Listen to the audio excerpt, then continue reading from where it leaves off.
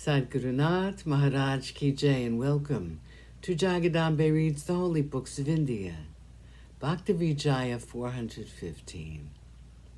As you may remember, we came to a part in the story called The Plea of Bodala's Wife.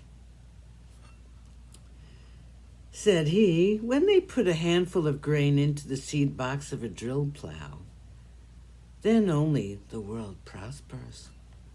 So why should I drive away the birds? It is merely giving them pain. They who are destined to have their food in the farm, let them with pleasure eat it. For the husband of Rukmini is in all beings. So the ancient saints have said. Tying a sling around his head with a repentant heart, he began to repeat the names of God. In the meantime, his wife arrived there with bread in a basket. After serving him with food, Mamatai said to him, "If you give the green peas to beggars, what will be our condition? We have as yet to pay the government revenue. Besides, we need the grain for our maintenance. Therefore, O husband, bear my advice in mind.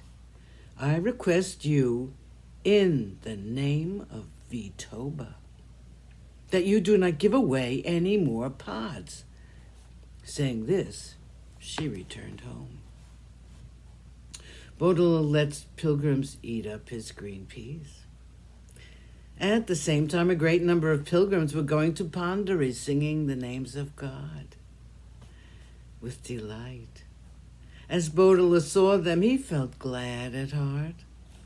He got down from the loft and prostrated himself before them, when a Brahmin, who was walking in advance, said, "The heart of this man is very tender." Then the Brahmin said to him, "O you Vishnu Bhakta, you are our feeder in famine. If you give me some pods, I shall be glad, for I'm hungry." As he heard the noble Brahmin's request, pity arose in his mind, and he said, "My wife has just warned me, in God's name, not to give the green pods to anyone, and has gone home. However, you can go into the farm and take as many pods as you like." The Brahmin was glad at heart as he heard this, and while he was plucking the pods, the other pilgrims saw them in his hand. Loudly shouting the names of Vital, they requested Bodala, "If you give us some pods too, Sri Hari will favor you." There is a great scarcity of grain in the land, and the corn is 3 payalis, a rupee. If you give grain in charity at this critical time, you will surely store up good deeds without number. Bodala was glad at heart on hearing them say this, and said, "Blessed is the day, for I have met with saints." Then he said to the pilgrims, "You can pluck the pods yourselves, although my wife has warned me in the name of God not to give them away." He then returned home. There were 200 pilgrims, who all entered into his field and stripped clean the cereal grain before they left. The news that Bodala's field had been stripped of its grain reached the town, hearing which all men and women there were astonished.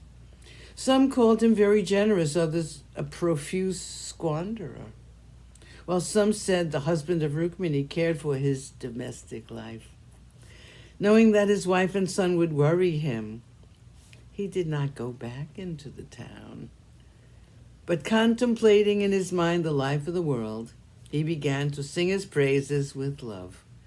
When the eldest son came there to ascertain the news, he saw the stalks without ears and was very sad at heart.